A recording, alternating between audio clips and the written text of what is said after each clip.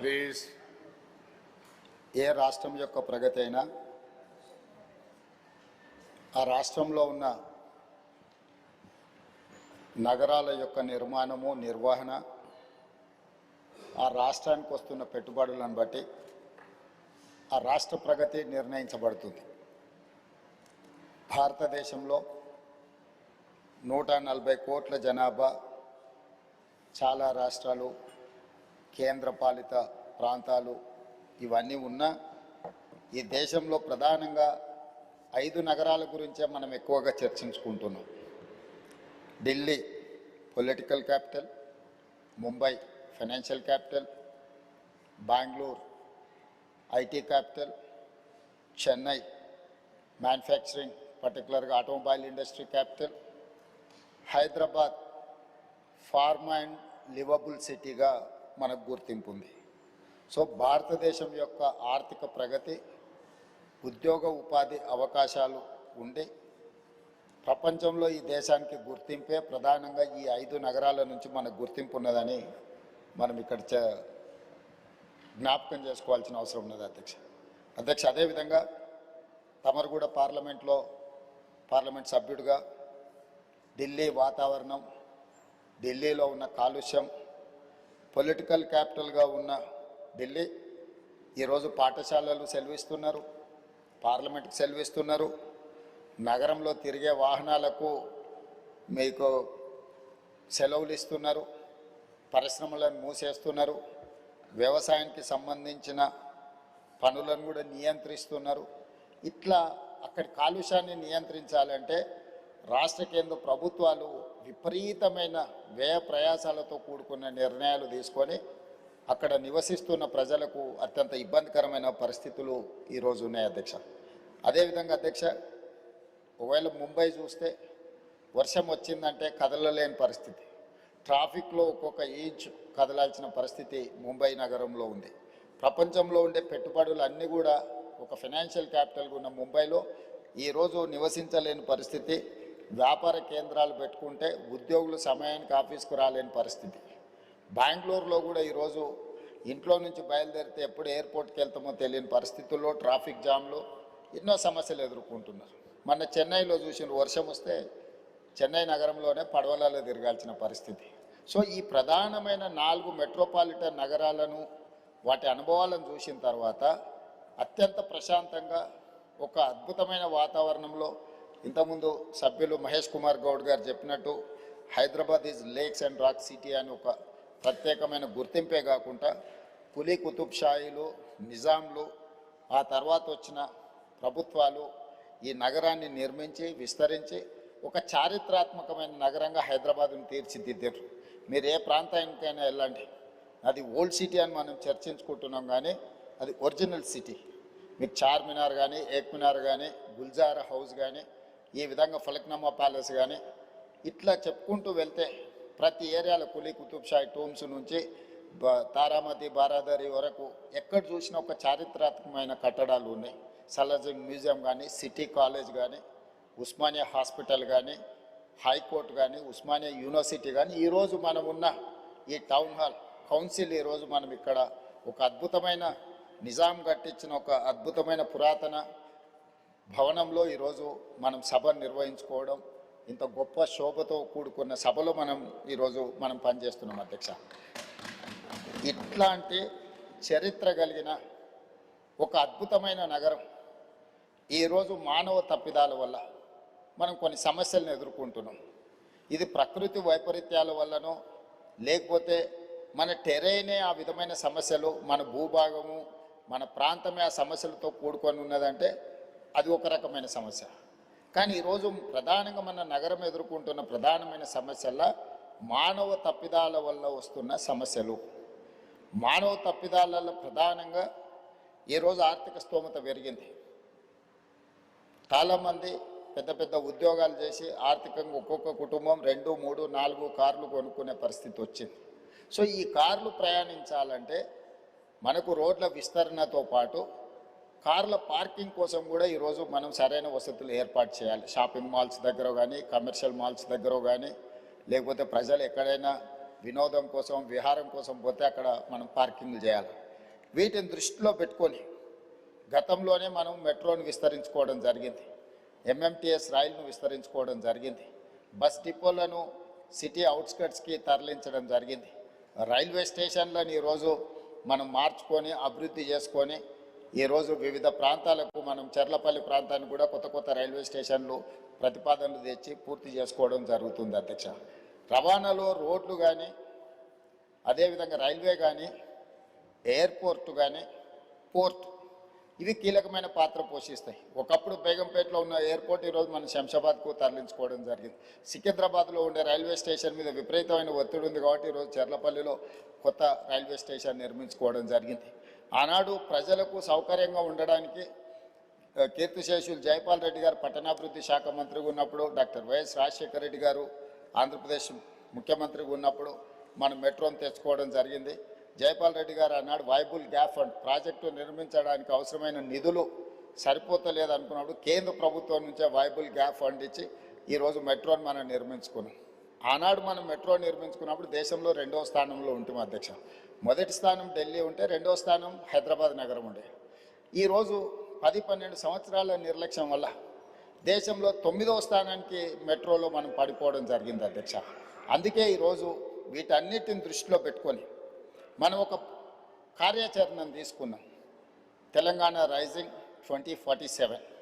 ఇందులో 3 జోన్లుగా మనం విభజించుకోవడం జరిగింది. Cure, pure, rare. క్యూర్ అంటే outer ring road inside 2073 square కిలోమీటర్లు, 1,34,00,000 జనాభా ఉన్నారు అధ్యక్ష.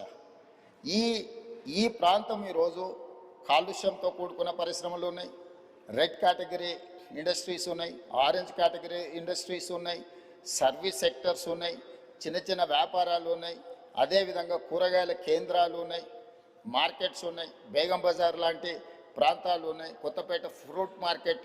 ఇట్లా విపరీతమైన రద్దీ ఉండి ట్రాఫిక్ను నియంత్రించలేనంత పరిస్థితి ఈరోజు మనకు ఎదుర్కొంటున్నాం అధ్యక్ష. అందుకే ఈరోజు ప్రభుత్వం ఈ ప్రాంతాలను 3 జోన్లుగా విభజించిన తెలంగాణ రాష్ట్రాన్ని సంపూర్ణంగా.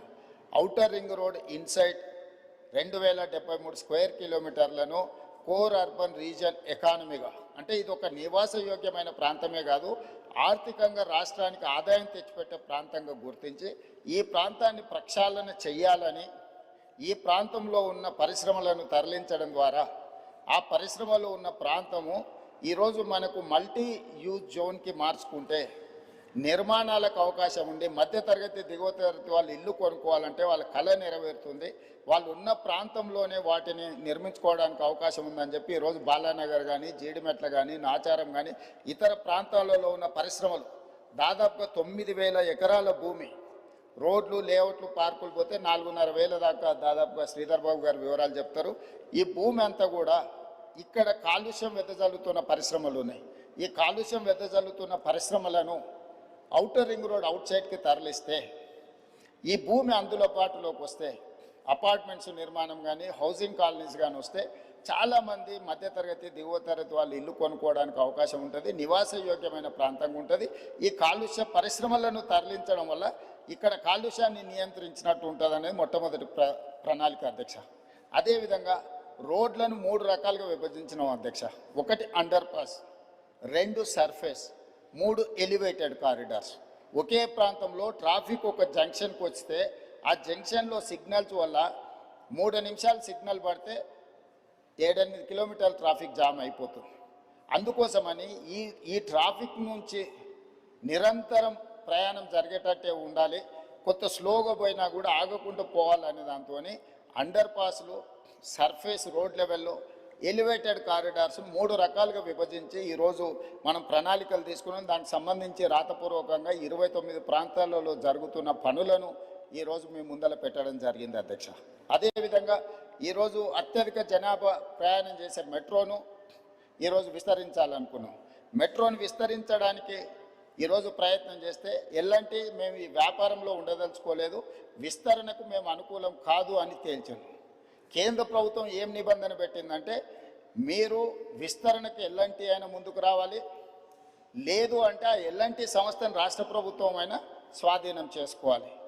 రాష్ట్ర ప్రభుత్వం కొంత, ఎల్లంటి కొంత నిర్వహిస్తే నిర్వహణలో సమస్యలు వస్తాయి, ఆ తర్వాత ఈ ప్రాజెక్టు ప్రయోజనం లేకుండా పోతుందని చెప్పి కేంద్ర ప్రభుత్వం నిబంధన పెట్టడంతో ఈరోజు ఎల్ఎన్టీతో మాట్లాడి చర్చలు చేసి ఒక ఆఫీసర్స్ కమిటీ, ఒక క్యాబినెట్ సబ్ కమిటీని వేసి ఈరోజు మెట్రోను రాష్ట్ర ప్రభుత్వమే స్వాధీనం చేసుకొని దాదాపుగా 15,000 కోట్ల రూపాయలతో ఈరోజు మెట్రోను రాష్ట్ర ప్రభుత్వమే స్వాధీనం చేసుకొని ఇంకొక 76 కిలోమీటర్లు మొదటి విడతగా మెట్రోను విస్తరించుకోవడం ద్వారా ఈరోజు చాలా దగ్గర లాస్ట్ మైల్ కనెక్టివిటీ మిస్ అయింది అధ్యక్ష. తమరు వచ్చే రూట్లోనే ఎల్బీ నగర్ వరకు మెట్రో ఆగిపోయింది. కానీ వాస్తవంగా ట్రాఫిక్ మన హయత్ నగర్ అవతల నుంచి సిటీలోకి వస్తున్నారు. ఈరోజు ఏ రాష్ట్రంలో ఏ దేశంలో అయినా మెట్రో అనేది ఎప్పుడు ఎయిర్పోర్ట్కి కనెక్ట్ చేసి ఉంటుంది అధ్యక్ష. మన దగ్గర ఎయిర్పోర్ట్కి కనెక్ట్ లేదు అధ్యక్ష. అందుకే ఈరోజు నాగోల్ నుంచి ఎల్బీ నగర్ నుంచి ఓఎస్సీ హాస్పిటల్ నుంచి చంద్రాయన్గుట్ట నుంచి రాజేంద్ర నగర్ నుంచి శంషాబాద్ నుంచి మనం ఎయిర్పోర్ట్ కనెక్ట్ చేస్తున్నాం అధ్యక్ష. అదేవిధంగా ఈరోజు గౌలిగూడ దగ్గరకు వచ్చి ఆగిపోయింది అధ్యక్ష. ఓల్డ్ సిటీలో ఎప్పుడు మెట్రో విస్తరించాలని ఆనాటి ప్రభుత్వం మంజూరు చేసిన తర్వాత తెలంగాణ రాష్ట్రంలో పనులు ముందుకు జరగలేదు. అందుకే ఈరోజు గౌలిగూడ నుంచి ఫలక్నామా నుంచి చంద్రాయన్గుట్ట జంక్షన్కి ఈరోజు మెట్రో కనెక్ట్ చేస్తున్నాం. ఐటీ పరిశ్రమలు ఉన్న ప్రాంతం రాయదుర్గం వరకు మెట్రో వచ్చింది. కానీ ఫైనాన్షియల్ డిస్ట్రిక్ట్ అదేవిధంగా నియోపోలిస్లో ఈరోజు లక్షలాది మంది ఐటీ ఉద్యోగులు పనిచేస్తున్నారు. దాన్ని అక్కడికి పొడిగించడానికి ఈరోజు చందానగర్ వరకు ఆగిపోయింది అధ్యక్ష. వాస్తవంగా బిహెచ్ఎల్ రామచంద్రాపురం నుంచి అత్యధికంగా జనాలు మనకి ఈ వైపు ప్రయాణం చేస్తున్నారు అధ్యక్ష. ఇట్లా ప్రతి దగ్గర లాస్ట్ మైల్ కనెక్టివిటీ ఎక్కడెక్కడైతే లేదో ఈరోజు ఆ లాస్ట్ మైల్ కనెక్టివిటీని విస్తరణ రెండో విడత కింద ఈరోజు మెట్రోను విస్తరించడం ద్వారా ఈ ప్రాంతంలో నివసించే ప్రతి వాళ్లకు, విద్యార్థులకు కావచ్చు, ఉద్యోగస్తులకు కావచ్చు, ఈ ప్రాంత ప్రజలకు 76 కిలోమీటర్లు 24,000 కోట్ల రూపాయలతో నిర్మాణం చేయడానికి అన్ని ప్రతిపాదనలు సిద్ధమైనాయి. ఇప్పుడు ఈ నెలాఖరు వరకు కానీ లేకపోతే ఏప్రిల్ నెలలో ఎల్ఎన్టీ నుంచి మనం మెట్రోని స్వాధీనం చేసుకుంటే భవిష్యత్ కార్యాచరణ ముందుకు వెళ్తుంది. కేంద్ర ప్రభుత్వం కూడా సానుకూలంగా స్పందించింది భవిష్యత్తు విస్తరణ కోసం మెట్రో విషయంలో సంబంధించి అధ్యక్ష. అదేవిధంగా ఎలివేటెడ్ కారిడార్స్ మీకు తెలుసు అధ్యక్ష. 2004లో రాజశేఖర రెడ్డి గారు ముఖ్యమంత్రి గుని, మన్మోహన్ సింగ్ గారు ప్రధానమంత్రి గున్న మన కంటోన్మెంట్ ఏరియాలో డిఫెన్స్ ల్యాండ్స్ 1 ఇంచు కూడా మనం తీసుకోలేకపోయినాం అధ్యక్ష. కానీ 2023 డిసెంబర్ 7న మనం బాధ్యత తీసుకున్న తర్వాత కేంద్ర ప్రభుత్వంతో చర్చించి ఒక సానుకూలమైన వాతావరణంలో దాదాపుగా 153 ఎకరాలు ఇటు షామీర్పేట వైపు అటు మేడ్చల్ వైపు ఎలివేటెడ్ కారిడార్ కట్టడానికి అవసరమైన రోడ్ల విస్తరణ కోసము భూసేకరణకు కేంద్ర ప్రభుత్వాన్ని ఒప్పించి ఈరోజు డిఫెన్స్కు జవహర్ నగర్లో వాళ్ళ ఫైరింగ్ రేంజ్ కోసం దానికి భూమికి బదులు భూమి ఇచ్చి ఈరోజు విస్తరణ కోసం ఒప్పించిన పనులు వేగంగా జరుగుతున్నాయి అధ్యక్ష. ఉత్తర తెలంగాణ మొత్తం అక్కడి వరకు వచ్చి బాటిల్ నెక్ అయిపోతుంది అధ్యక్ష. మీ కరీంనగర్, ఆదిలాబాద్ నుంచి ఆ ప్రాంతాల నుంచి ఎవరు వచ్చినా ఎగ్జాక్ట్గా మీకు ఆ కంటోన్మెంట్ ఏరియాకు రాగానే ఇంచు టు ఇంచు కదలాల్సిన పరిస్థితి వచ్చింది అధ్యక్ష. అందుకే ఈరోజు ఈవెన్ బేగంపేట ఎయిర్పోర్ట్లో కూడా ఎయిర్పోర్ట్ మధ్యలో నుంచి ఈరోజు అండర్ పాస్కి మనం అనుమతి తీసుకొచ్చినాం అధ్యక్ష. ఎయిర్పోర్ట్ అథారిటీ ఆఫ్ ఇండియా నుంచి దేశంలో ఎక్కడ కూడా పైన విమానాలు ఎగురుతుంటే ఎయిర్పోర్ట్ రన్వే కింద నుంచి రోడ్ ఎక్కడ లేదు అధ్యక్ష. మొదటిసారి మనం కేంద్ర ప్రభుత్వాన్ని ఒప్పించి ఈ ప్రాంత ప్రయాణికులకు, ముఖ్యంగా ఉత్తర తెలంగాణకు పోయే ప్రయాణికులకు ఇబ్బంది జరగొద్దని పైనుంచి విమానాలు ఎగురుతుంటే కింద అండర్ టన్నెల్ మనం రోడ్డు అనుమతి తీసుకొచ్చినాం. ఈరోజు పనులు జరుగుతున్నాయి అధ్యక్ష. కాబట్టి ఈరోజు ప్రతి దగ్గర నల్గొండ జంక్షన్ హైదరాబాద్లో ఉంది అధ్యక్ష. ఎందుకు నల్గొండ చౌరస్తా అన్నారు అధ్యక్ష? కంప్లీట్గా నల్గొండ ప్రాంతానికి అక్కడి నుంచి వెళ్తాం. ఎక్కడి నుంచి నగరంలో నుంచి ప్రయాణం చేయాలన్నా నల్గొండ ప్రాంతానికి వెళ్ళాలి అని అంటే ఆ చౌరస్తాకి రావాల్సిందే. ఆ చౌరస్తాకి రాకుండా ఒకప్పుడు నల్గొండ పోవడానికి లేదు. ఈరోజు ఔటర్ రింగ్ రోడ్ వచ్చినాక నల్గొండ చౌరస్తా ప్రాధాన్యత ఏమైనా తగ్గినా హైదరాబాద్లో నల్గొండ చౌరస్తా ఉంది అని అంటే నల్గొండ ప్రాంతానికి అది ఒక బాటిల్ నెక్. ఇవాళ ఎలివేటెడ్ కారిడార్ మనం పూర్తి చేసుకోబోతున్నాం. జూన్ జూలై వరకు దాన్ని కంప్లీట్ చేస్తే అటు సంతోష్ నగర్ వైపు కానీ ఇటు దిల్సుఖ్ నగర్ వైపు కానీ అటు మనకు నల్గొండ పోవడానికి అవసరమైన విజయవాడ ప్రాంతానికి పోవడానికి అవసరమైన ఎలివేటెడ్ కారిడార్స్ కూడా ఈరోజు మనం కంప్లీట్ చేసుకుంటున్నాం అధ్యక్ష. అదేవిధంగా మనకు బంజారా హిల్స్ కానీ, జూబ్లీ హిల్స్ కానీ, మాదాపూర్ కానీ, లేకపోతే పంజగుట్ట చౌరస్తా కానీ ఈ ప్రాంతాలన్నీ కూడా ట్రాఫిక్ మోరార్లెస్ ఎయిర్పోర్ట్ పోవాలంటే మనకు హైటెక్ సిటీ వైపు నుంచి, దుర్గం చెరువు వైపు నుంచి పోయే పరిస్థితి. ఈరోజు ఆ రోడ్లు విస్తరణ లేకపోవడం వల్ల రోడ్ నెంబర్ 45, రోడ్ నెంబర్ 36, పూర్తిగా వ్యాపార కేంద్రాలు మెట్రో రోడ్లన్నీ నిండుకపోవడం వల్ల ఈరోజు కమాండ్ కంట్రోల్ రూమ్ నుంచి MLS కాలనీ నుంచి డిఫెన్స్ ల్యాండ్లో నుంచి మనకు దుర్గం చెరువు రామనాయుడు స్టూడియో పక్క నుంచి మినిస్టర్ హైకోర్టు జడ్జెస్ క్వార్టర్స్ నుంచి మహాప్రస్థానం పక్క నుంచి డైరెక్ట్గా మనము Kohinoor hotel Rayadurgam knowledge park వరకు ఎలివేటెడ్ కారిడార్ కట్టి ట్రాఫిక్ ఇటు నుంచి కూడా వెళ్ళడానికి ఈరోజు తీసుకెళ్ళి డైరెక్ట్గా మనకి ఈరోజు దానికి పివి నరసింహారావు ఎలివేటెడ్ కారిడార్ కూడా కనెక్ట్ చేయాలని ప్రతిపాదనలు పరిశీలనలో ఉన్నాయి అధ్యక్ష. ఈరోజు వీటన్నిటిని కంప్లీట్ చేస్తే మా ప్రయత్నం వల్ల ఒకటే, ఈ నగరంలో ప్రయాణికుడు మొదలైతే సిగ్నల్స్ దగ్గర ఆగే వ్యవస్థను తగ్గించాలి. ఫ్రీ లెఫ్ట్ మనం ఎంత వేగంగా వచ్చినా జంక్షన్కి రాగానే లెఫ్ట్కి పోవాల్సిన వాళ్ళు అక్కడ ఆగాల్సి వస్తుంది. దానికి ప్రధానమైన కారణం ఫ్రీ లెఫ్ట్ దగ్గర మనం బాటిల్ నెక్స్ని మనం క్లియర్ చేయకపోవడం, కరెంట్ పోల్చి పాతడం, లేకపోతే ఆటో వాళ్ళు అక్కడ అడ్డంగా నిలబెట్టడం. ఈరోజు ట్రాఫిక్ పోలీసులకు కానీ ఆపరేషన్ రోప్ అని పెట్టినాం, ఫుట్పాత్లు ఆక్రమించుకున్న అన్నీ తొలగిస్తున్నాం. ప్రజాప్రతినిధులు అందరూ కూడా సహకరించాలి. ఇది ప్రజల కోసం. చాలామంది ఫుట్పాత్ల మీద ఆక్రమించుకోవడం వల్ల ప్రయాణికులు కింద నడవడంతో యాక్సిడెంట్లలో చచ్చిపోతున్నారు. అది ప్రయాణికుడు తప్పు కాదు. ఫుట్పాత్లు ఆక్రమించుకోవడం వల్ల ఫుట్పాత్ల మీద నడవడానికి ఎవరికి అవకాశం లేకపోవడం వల్ల వాళ్ళు రోడ్డు మీద నడుస్తున్నారు. రోడ్డు మీద నడిస్తే వేగంగా వస్తున్న వాహనాలు గుద్దడంతో ఈరోజు ప్రాణాలు పోతున్నాయి. అందుకే కొంత కఠినం అనిపించినా, కొంతమందికి చిరు వ్యాపారులకు కొంత కష్టం అనిపించినా ఈరోజు ఫుట్పాత్ ఆక్రమణలు తొలగించడం ద్వారా ప్రాణాలను కాపాడాలనుకుంటున్నాం, ప్రయాణాన్ని సులువు చేయాలనుకుంటున్నాం, ప్రయాణికులకు ఇబ్బంది కలగొద్దు అని ప్రయత్నం చేస్తున్నాం. ఒక పక్కన ట్రాఫిక్ సమస్యను ప్రజాప్రతినిధులు ప్రస్తావిస్తారు, రెండవ పక్కన ఈ ఎంక్రోచ్మెంట్లను తొలగించినప్పుడు మళ్ళీ మీరు తొలగించడానికి వీలు లేదని రెండు రకాల వాదనలు మనం వినిపిస్తున్నాం. ఇది సమస్యకు పరిష్కారం కాదు అధ్యక్ష. ఇప్పుడు ఫుట్పాత్ల మీద చిరు వ్యాపారులు ఉంటే వాళ్ళకు ఒక ప్లేస్ కేటాయిద్దాం. ఎక్కడైతే వాళ్ళు వ్యాపారాలు పెట్టుకోవడానికి అవకాశం ఉందో, చిన్న చిన్న వ్యాపారాలు పెట్టుకోవడానికి ఎక్కడైనా ప్రభుత్వ భూములు ఉంటే వీళ్ళని తీసుకెళ్ళి అక్కడ పెడదాం. ప్రజలకు కూడా, కొనుగోలుదారులకు కూడా సౌకర్యంగా ఉంటుంది అధ్యక్ష. అక్కడికి వెళ్ళి కొనుక్కోవడం, వాళ్ళ బండి పార్క్ చేసుకోవడం. అదేవిధంగా ఈరోజు కేబీఆర్ పార్క్ దగ్గర మీరు చూసారు, అదేవిధంగా ఓల్డ్ సిటీలో చూసారు, మల్టీ లెవెల్ కార్ పార్కింగ్ తీసుకొచ్చినాం అధ్యక్ష. భూమి మీద పెడితే కార్లు సరిపోతలేదని ఈరోజు కేబీఆర్ పార్క్లో వాకింగ్కి వచ్చే వాళ్ళకు మీరు పంజగుట్ట నుంచి టువర్డ్స్ జూబ్లీహిల్స్ పోతుంటే left hand side KBR park దగ్గర మల్టీ లెవెల్లో 20 లెవెల్స్లో కార్లు పార్క్ చేసుకోవడానికి ఆటోమేటెడ్ ఎక్విప్మెంట్తో ఈరోజు పార్కింగ్ చేసినాం. అది అక్కడ చాలామందికి సులువైపోయింది.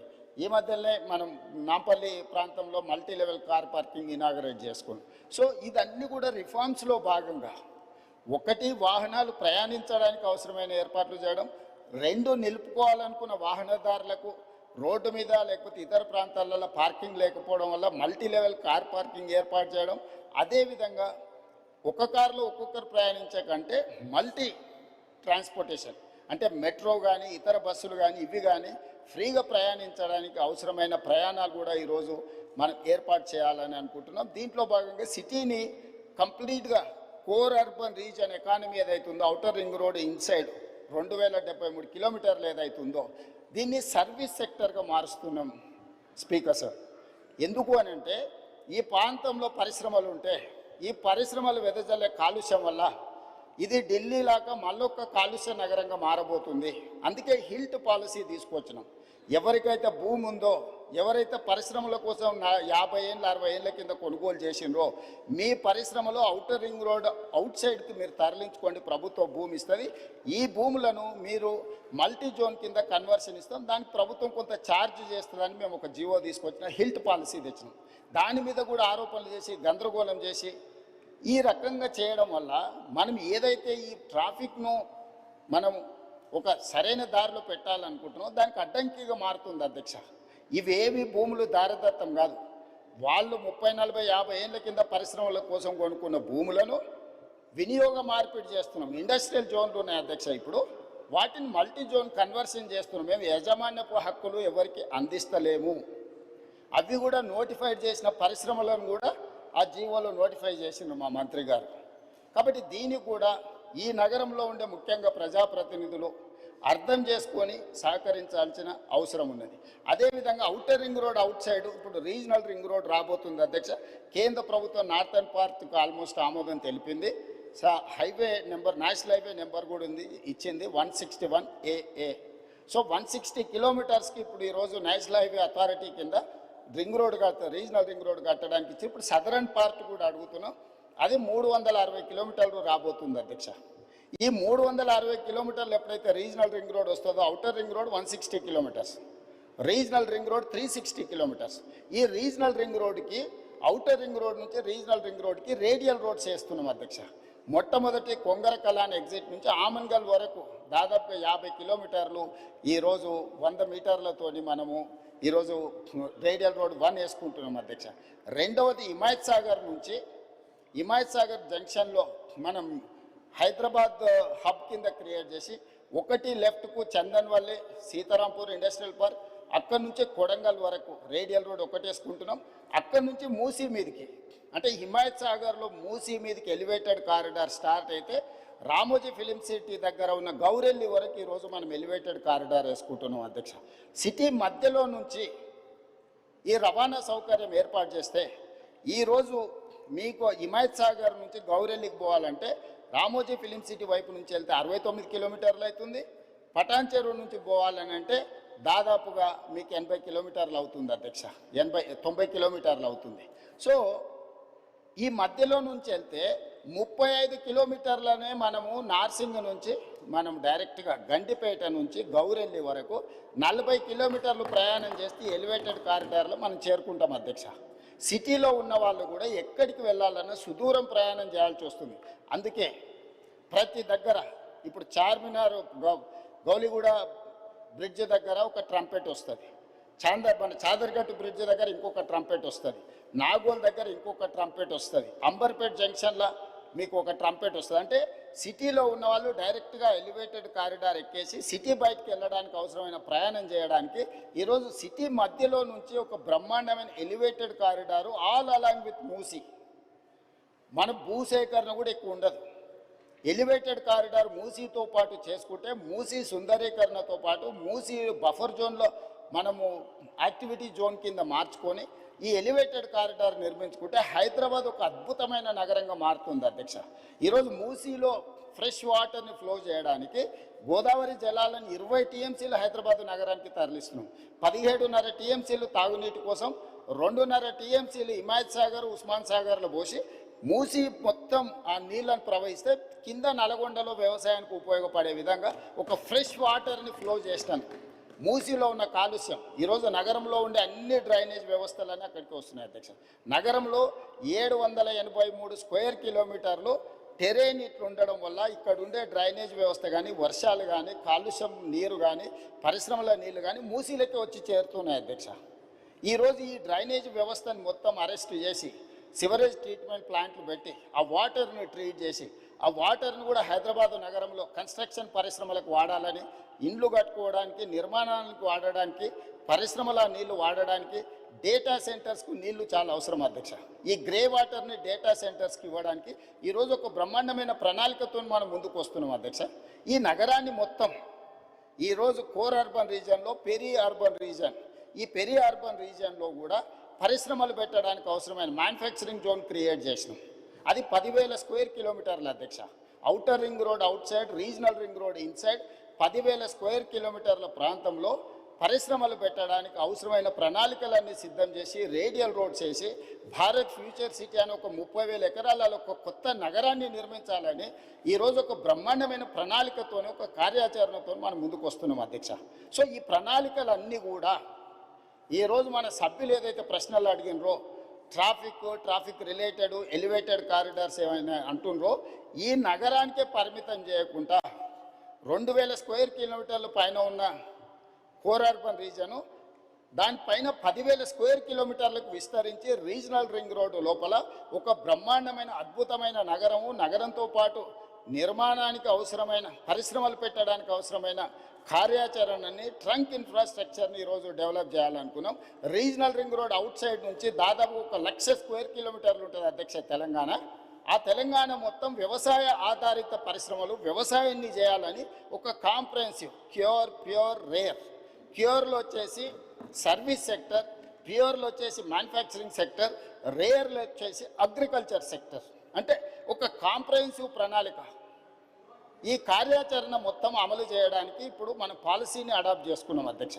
ఈ పాలసీతో పాటు tourism policy, sports policy, industrial policy, energy policy, వీటన్నిటిని కూడా ఒక పాలసీస్ తీసుకొచ్చినాం అధ్యక్ష. పాలసీ లేకుండా పనిచేస్తే గతంలో జరిగినట్టు నచ్చితే నజరానా, నచ్చకపోతే జుర్మానా అనే విధానాన్ని ఈరోజు నియంత్రించాలని ప్రభుత్వము పారదర్శకంగా ఎవరైనా ఉండని ఈ పారామీటర్స్కు లోబడి అప్లికేషన్ పెట్టుకుంటే ఆన్లైన్ క్లియర్ చేసినట్టు ఈరోజు ఒక పారదర్శకమైన పరిపాలన. ఇప్పుడు గుడ్ గవర్నెన్స్ కాదు అధ్యక్ష, స్మార్ట్ గవర్నెన్స్కు మనం ఎదగాల్సిన అవసరం ఉంది. సిటిజన్ చార్ట్ పెట్టుకొని ప్రజలు ఏమడిగిన సేవలు వాళ్ళ ఇంటికి కంప్యూటర్లో ఆన్లైన్లో వాళ్ళకి ఇచ్చే ఒక వ్యవస్థను అభివృద్ధి చేస్తున్నాం అధ్యక్ష. ఈరోజు వెహికల్స్ రిజిస్ట్రేషన్ డైరెక్ట్ షోరూంలోనే మీరు రిజిస్ట్రేషన్ చేసుకోవచ్చు, ఆన్లైన్లోనే మీ డ్రైవింగ్ లైసెన్స్ రెన్యువల్ చేసుకోవచ్చు. ఏ దానికి కూడా మీరు ఆర్టీఏ ఆఫీస్కు రావాల్సినట్టు దళారుల మీద ఆధారపడాల్సిన అవసరం లేకుండా దళారీ వ్యవస్థను పూర్తిగా నియంత్రించి అవినీతిని కూడా తగ్గించి ఈరోజు ఈ అన్ని రిఫార్మ్స్ కూడా సిటీలో మనం తీసుకొస్తున్నాం అధ్యక్ష. దయచేసి సభ్యులు అభివృద్ధి విషయం వచ్చినప్పుడు రాజకీయాలకు అతీతంగా మనం ఏకమవ్వాలి, లేకపోతే ఈ ప్రాంతానికి తీరని నష్టం చేసిన వాళ్ళం అవుతాం అధ్యక్ష. రాజకీయాలు వచ్చినప్పుడు, ఎన్నికలు వచ్చినప్పుడు ఎన్నికలలో గెలవడానికి ఏం కావాలా, ఏం చేయాలా, ఎవరిని ఎవరు ఓడగొట్టుకోవాలా, ప్రజలు ఎవరిని గెలిపించాలి వాళ్ళు నిర్ణయం చేస్తారు అధ్యక్ష. కానీ ఈరోజు ఎన్నికలు లేవు, ఈరోజు మనం అభివృద్ధి. అందుకే ఈరోజు 3 మున్సిపాలిటీలను చేసుకున్నాం, హైదరాబాద్, సైబరాబాద్ అండ్ మల్కాజ్గిరి. చాలామంది ఎందుకు చేసినారు అధ్యక్ష, మల్కాజ్గిరి ప్రాంతం వెళ్ళండి, నేను ఎంపీగా పనిచేసిన. గ్రామ పంచాయతీలు ఉన్నాయి, మున్సిపాలిటీలు ఉన్నాయి, మున్సిపల్ కార్పొరేషన్ ఉంది, జిహెచ్ఎంసీ ఉంది, 4 రకాల పరిశ్రమలు. శంబీపూర్ రాజు గారు ఒకవేళ సభ్యుడు ఉంటే వారి ప్రాంతము వారికి తెలుసు, వాళ్ళ ఊరు గ్రామ పంచాయతీ ఉంది, ఆ పక్కనే మున్సిపాలిటీ ఉంది కొంపెల్లి, ఆ పక్కనే మున్సిపల్ కార్పొరేషన్ ఉన్న జవహర్ నగర్, ఆ పక్కనే జిహెచ్ఎంసీ వార్డులు ఉన్నాయి. 4 రకాల పరిపాలన స్థానిక సంస్థలలో జరగడం వల్ల గ్రామ పంచాయతీ పార్టీకి గ్రామ పంచాయతీ పనిచేస్తుంది, మున్సిపల్ పార్టీకి మున్సిపల్ పనిచేస్తుంది, మున్సిపల్ కార్పొరేషన్ వేరేలాగా పనిచేస్తుంది, జిహెచ్ఎంసీ ఇంకొకలాగా పనిచేస్తుంది. దీంతో అధికారుల మధ్యలో అవగాహనలో లోపం, ఈ అవగాహన లోపం వల్ల ఇచ్చే అనుమతులలో లోపం. ఒక దగ్గర 20 ఫీట్ల రోడ్డు ఉంటుంది, అప్పుడే 100 ఫీట్లు అవుతుంది, అప్పుడే మళ్ళీ 30 ఫీట్లు అవుతుంది. దీనివల్ల చెరువులను కాపాడలేకపోతున్నాం, కుంటల్ని కాపాడలేకపోతున్నాం, నాళాలను కాపాడలేకపోతున్నాం, రోడ్లను విస్తరించలేకపోతున్నాం. అందుకే కోర్ అర్బన్ రీజన్ మొత్తాన్ని ఒకే గొడుగు కిందికి తెచ్చి ఒకే రకమైన విధానాలతో పరిపాలన అందించాలి. జిహెచ్ఎంసీలో అయినా, సైబరాబాద్ మున్సిపల్ కమిషనరేట్లో అయినా, మల్కాజ్గిరి మున్సిపల్ కమిషనరేట్లో అయినా పరిపాలన మొత్తం ఒక గొడుగు కిందికి తెచ్చినాం, పరిపాలన సౌలభ్యం చేసినాం. ఒకసారి మున్సిపల్ కమిషనర్ ఏరియా ఒకలాగుంది, పోలీస్ కమిషనరేట్ ఇంకొకలాగుంది. అందుకే కోటర్మినస్ చేసినాం అధ్యక్ష. ఈరోజు Cyberabad commissioner, Cyberabad municipal commissioner, police commissioner కూర్చుంటే ఎగ్జాక్ట్గా బౌండరీతో సహా మున్సిపాలిటీలో జోనల్ కమిషనర్స్ను వాళ్ళని డీసీపీ వ్యవస్థలుగా చేసినాం.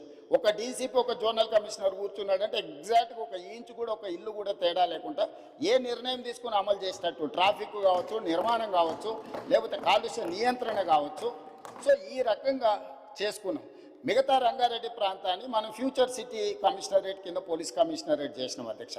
భువనగిరిని మనం ఎస్పీగా జిల్లాగా చేసుకున్నాం, సంగారెడ్డిని ఎస్పీగా జిల్లా చేసుకున్నాం, ఆ పక్కలుండే వికారాబాదును ఎస్పీ జిల్లా కింద చేసుకున్నాం. 4 పోలీస్ కమిషనరేట్లు, 3 జిల్లాలు, 70% తెలంగాణ ఆదాయం ఇక్కడి నుంచే వస్తుంది అధ్యక్ష. విస్తరణ కూడా జరగాల్సిన ప్రాంతం ఈ ప్రాంతంలోనే ఉంది అధ్యక్ష. అందుకే ఒక బృహత్తరమైన ప్రణాళికను తీసుకొని వచ్చి ఈరోజు ఒక ప్రణాళికబద్ధంగా అభివృద్ధి చేయాలనుకుంటున్నాం అధ్యక్ష. అడాక్ బేసిస్ మీద చేస్తలేం. భవిష్యత్ ప్రణాళికల్ని దృష్టిలో పెట్టుకొని 2034 వరకు ఏం చేయాలి, 2047 వరకు ఏం చేయాలి, దాని ప్రకారం కార్యాచరణ ఎట్లుండాలి, ఒక రోడ్ మ్యాప్ తయారు చేసుకున్నాము. దయచేసి సభ్యులందరికీ కూడా మీ ద్వారా, తమ ద్వారా నేను విజ్ఞప్తి చేస్తున్నా, ఈ విషయానికి వచ్చినప్పుడు రాజకీయాలకు అతీతంగా వ్యవహరిద్దాము. ఈరోజు అహ్మదాబాదులో సబర్మతి రివర్ ఫ్రంట్ చేసిరు, అద్భుతం అంటారు. 60,000 ఫ్యామిలీలను రీలొకేట్ చేసింది అధ్యక్ష. 10,000 ఫ్యామిలీలకు ఈరోజు కూడా నష్టపరిహారం ఇవ్వలేదని సుప్రీంకోర్టు వరకు కేసు కొట్లాడుతారు. నిన్నగాక మన ఢిల్లీలో యమునా నది ప్రక్షాళన పేరు మీద యమునా నదిని విస్తరించుకుంటాం, అద్భుతంగా చేసుకుంటాం అని ఢిల్లీ ప్రభుత్వం అంటుంది అధ్యక్ష. ఉత్తరప్రదేశ్లో గంగా నది ప్రక్షాళన చేసినాం, వారణాసిని ప్రక్షాళన చేసినామని కొన్ని రాజకీయ పార్టీలు, ప్రజాప్రతినిధులు అంటున్నారు. మేము ఎప్పుడు వాటిని వ్యతిరేకించలే. గుజరాత్లో సబర్మతి రివర్ ఫ్రంట్కి mayor from Congress, chief minister from BJP Narendra Modi, Congress mayor Gujarat ముఖ్యమంత్రి నరేంద్ర మోడీ గారు ఇద్దరు కూర్చొని సబర్మతి రివర్ ఫ్రంట్ను పనులు చేయడానికి పునాది రాయేసి కలిసి పనిచేసింది అధ్యక్ష. సిద్ధాంతపరంగా కాంగ్రెస్కు బీజేపీకి పొంతన లేదు. కానీ అహ్మదాబాద్ మేయర్ కాంగ్రెస్ ఉండి ముఖ్యమంత్రి నరేంద్ర మోడీ గారు ఉన్నప్పుడు వాళ్ళిద్దరు కలిసి ఆ పని మొదలుపెట్టి ఈరోజు బాగుంది. నిన్నగాక మొన్న మా శ్రీహరి గారు మంత్రి గారు వెళ్ళి చూసి వచ్చిండ్రు. చామల కిరణ్ రెడ్డి ఎంపీ గారు నల్గొండ నుంచి బీర్ల ఐలయ్య గారు వీళ్ళందరూ పోయి చూసి వచ్చారు. అంతకంటే ముందు సిటీలో ఉండే మేయర్తో పాటు కార్పొరేటర్స్ని అందరినీ నేను అక్కడికి పంపించిన. కొంతమంది మిత్రులను విదేశాలకు పంపించిన ఎమ్మెల్యేలను మీకు సౌత్ కొరియా పోయి చూసిరా పోండి అండి. సో ఈరోజు నేను అనేది ఏంది అధ్యక్ష అంటే హైదరాబాద్లో మూసీ నది ప్రక్షాళన చేస్తామంటే ఎందుకు ఇది రాజకీయ రంగు పులుముకుంటుంది? ఎంఆర్డీసీఎల్ నేను మొదలు పెట్టలే అధ్యక్ష. నిన్నగాక మొన్న సిరిసిల్ల ఎమ్మెల్యే గారు చెప్పారు మూసీ రివర్ డెవలప్మెంట్ కార్పొరేషన్ లిమిటెడ్ని మేమే ప్రారంభించినాము అన్నారు. అవును, మీరే ప్రారంభించారు, ప్రణాళికలు మీరే చేసారు, మీరు అర్థాంతరంగా వదిలేసారు. మేము ఇప్పుడు దాన్ని కొనసాగిస్తామంటున్నాం. మీరు మొదలుపెట్టినప్పుడు 10,000 కుటుంబాలను మేము బుల్డోజ్ చేసి కొట్టేస్తామని మీరు మాట్లాడింది సభలో ఉంది. ఆనాటి మాజీ ముఖ్యమంత్రి గారు ఈ రోజు ఉన్న 2016లో వాళ్ళే బఫర్ మూసీ నది పక్కన 50 మీటర్ల బఫర్ జోన్ కూడా వాళ్ళే నిర్ణయించారు. ఆ రోజు మేము నిర్ణయించలే. ఈ రోజు మేము అమలు చేస్తామంటే మీకున్న అభ్యంతరం ఏంది? ప్రభుత్వం అధికారికంగా కార్యక్రమాన్ని ఏర్పాటు చేసింది. అయ్యా దీన్ని ముందు కొనసాగించడానికి ఏం చేయాలో మీకు సలహాలు సూచనలు ఇవ్వండి, ప్రభుత్వం ఆమోదిస్తుందని. సలహాలు సూచనలు ఇవ్వడానికి రాలేదు. ఆన్లైన్లో పెట్టినాము. ఆన్లైన్లో పెట్టినప్పుడు దాన్ని చూసి ఏం సలహాలు ఇస్తారో ఇవ్వండి. ఆపాలనే ఆలోచన తప్ప మీరు ఏ సూచన అయినా చేయండి. ఈరోజు మూసీ నది ప్రక్షాళన అత్యవసరము. నల్గొండ జిల్లా ప్రజల్ని ఒకసారి గుర్తు చేసుకుంటే ఎవ్వరు కూడా దీన్ని ఆపే ప్రయత్నం చేయరు. ఈరోజు రంగారెడ్డి జిల్లా హైదరాబాదులో ఉండే కాలుష్యము, పరిశ్రమలు, శవాల కలేబరాలు, మనుషుల శవాలతో సహా కొట్టుకుపోయి నల్గొండకు ప్రాణాంతకంగా తయారైంది అధ్యక్ష. నేను నవంబర్ 8, 2025 నాడు 2024 నాడు అక్కడికి వెళ్ళి 2024 నవంబర్ 8 రోజు నేను పోయి పాదయాత్ర చేస్తే ఆ ప్రాంతంలో మహిళలు వచ్చి చాలా ఆవేదన భరితమైన అంశాలు నా దృష్టికి తీసుకొచ్చారు. కొత్తగా పెళ్ళి అయితే పిల్లలు ఎవరు ఆ ప్రాంతంలో ఉండడం లేదు. అక్కడ పండించిన పంటలు తిన్నా, అక్కడ బోర్లలో నీళ్లు తాగినా పుట్టబోయే పిల్లల మీద విపరీతమైన ప్రభావం చూపిస్తుందని చెప్పి మహిళలు వచ్చి చెప్పినప్పుడు నేను ఆలోచన చేసిన అధ్యక్ష, వీళ్ళకు విముక్తి కలిగించాలి కదా, మనకు అవకాశం వచ్చినప్పుడు ఒక మంచి పని చేయాలి కదా, ఆ మంచి పని చేయడానికి మనం ప్రయత్నం చేయాలి కదా అని ప్రణాళికలు రచించినాం అధ్యక్ష. ఆ ప్రణాళికలలో మీరు అందరు చదువుకున్నోలే కదా, ఆడ డాక్టర్లు ఉన్నారు, మేధావులు ఉన్నారు, చాలా సంవత్సరాలు ప్రజల కోసం పనిచేసిన అని చెప్పుకునే వాళ్ళు ఉన్నారు. మీరు చదవండి, డాక్యుమెంట్లో మీరు సజెషన్ ఇవ్వండి. ఆపాలనేది కాకుండా ముందుకు వెళ్ళడానికి అవసరమైన మీ సలహాలు ఇవ్వండి. మీరు సలహాలు ఇస్తే మాకు అభ్యంతరం లేదు. ఆ సలహాలను మా ప్రభుత్వం స్వీకరిస్తుంది. అంతే తప్ప మేము చెయ్యలేము, మేము ఆపేస్తామనే విధానము ఎవరికి మంచిది కాదు. దయచేసి చైర్మన్ సార్, మీ ద్వారా ప్రధాన ప్రతిపక్షానికి నా సూచన ఒక్కటే, మీరు ఏం సలహాలు ఇస్తారో ఇవ్వండి. నిరభ్యంతరంగా మేము వాటిని స్వీకరిస్తాం. ప్రజలకు ఉపయోగపడేది ఉంటే 100% వాటిని అమలు చేస్తాం. మీరు ప్రాజెక్టును ఆపాలన్న ఆలోచన నుంచి బయటకు వచ్చి రాజకీయ ప్రయోజనము, రాజకీయ కక్షని పక్కన పెట్టేసి మీరు ముందుకొచ్చి ఏమైనా సూచన చేయండి. ఈ ప్రభుత్వం ఓపెన్ మైండ్తో ఉంది. ఒకవేళ నన్ను కలవడానికి మీకు అభ్యంతరం ఉంటే మా శ్రీధర్ బాబు గారు రంగారెడ్డి జిల్లా ఇన్ఛార్జ్ మినిస్టర్, పొన్నం ప్రభాకర్ గారు హైదరాబాద్ ఇన్ఛార్జ్ మినిస్టర్, ఆ మంత్రులతోనూ కమిటీ వేస్తా. డిప్యూటీ సీఎం గారు, శ్రీధర్ బాబు గారు, పొన్నం ప్రభాకర్ గారితో ఒక క్యాబినెట్ సబ్ కమిటీ వేస్తా. మీకు ఏమైనా సూచనలు ఉంటే క్యాబినెట్ సబ్ కమిటీకి సబ్మిట్ చేయండి. డెఫినెట్గా we will examine, we will take a final decision. ఈ కన్సెన్సస్ బిల్డ్ చేసి చేయాలనుకుంటున్నాం అధ్యక్ష. ఉన్న పలంగా మేమేదో కూలగొట్టేస్తాం, మేమేదో కట్టేస్తామని ఇట్లాంటి ప్రచారాలు మానండి. నిన్నగాక మన ఒక అపార్ట్మెంట్కి సంబంధించిన బాధితులు ఆపండి ఆపండి అంటారు. మేము అడగనే లేదు, మీకు ఈ ప్రాబ్లం ఉందని చెప్తున్నాం. మీకు సమస్య ఉంది, ఈ సమస్యను ఎట్లా కావాలనో చేయండి అని అంటే మీరు దాన్ని ప్రచారం కోసం వాడుకోకండి. ఈరోజు ఆడ గాంధీ సరోవర్ కట్టడానికి 98 ఎకరాలు డిఫెన్స్ ల్యాండ్ కేంద్ర ప్రభుత్వం ఇస్తుంది అధ్యక్ష. టూరిజం దగ్గర రాష్ట్ర ప్రభుత్వం దగ్గర ఇంకొక 100 ఎకరాల ల్యాండ్ దాదాపు ఉంది. ఆ అపార్ట్మెంట్స్ ల్యాండ్ తీసుకోకపోయినా ప్రభుత్వానికి ఆ ప్రాజెక్టుకి ఎలాంటి ఇబ్బంది లేదు. ఆ ప్రాజెక్టులో అపార్ట్మెంట్స్లో ఉన్న మిత్రులకు నేను చెప్పేది ఒకటే, 2005-06లో మీరు పర్మిషన్ తెచ్చుకున్నప్పుడు అది చిన్న నాలా కింద చూపించి 9 మీటర్ల బఫర్ జోన్ చూపించి మీరు అనుమతులు తెచ్చుకున్నారు. 2012లో 2016లో బఫర్ జోన్ 50 మీటర్లకు, అది మూసీ నది పరివాహక ప్రాంతం కాబట్టి 50 మీటర్ల బఫర్ జోన్ డిఫైన్ అయిపోయింది. 50 మీటర్ల ప్రకారం మార్క్ చేస్తే సగం అపార్ట్మెంట్స్ ఈరోజు బఫర్ జోన్లో ఉన్నాయి. రేపు భవిష్యత్తులో అది కొనుక్కోవడానికి అమ్ముకోవడానికి పనికిరాదు. రేపు భవిష్యత్తులో ఏమీ చేసుకోలేరు, మీకు నష్టం జరుగుతుందని మాత్రమే చెప్తున్నాము.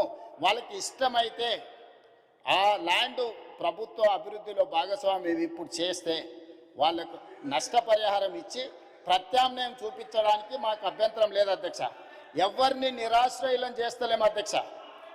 అధ్యక్ష నా సూచన ఒక్కటే అధ్యక్ష, నా సూచన ఒక్కటే చైర్మన్ సార్, మూసీ పరివాహక ప్రాంతంలో ఉన్న ఎవరైతే నివసిస్తున్నారో తమరి ద్వారా రాష్ట్ర ప్రభుత్వం ఇస్తున్న మాట, ఎవరిని నిరాశ్రయులను చెయ్యము, పునరావాసం కల్పిస్తాము.